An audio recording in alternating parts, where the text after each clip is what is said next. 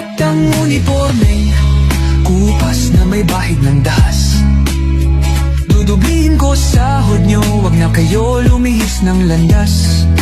Hulihin nyo mga gumagawa ng masama, kahit pangalan ko nakataya. Akong bahala sa kaso nyo, basta kayo ang nasa tama. Pero ano ang isinukli? Bakit kayo nagpunyagi? Pinakain nyo sa mga estranghero ang 80 na lolo'y parang may mali. Pagkatapos angat ang inyong moral na dating mabababa. Grabe ang isinukli, parang dumukot ng tae. Tapos nilagay sa kamay, sabay sampal sa kanyang mukha. Mahal ko ang Pilipinas, di ako mapapri.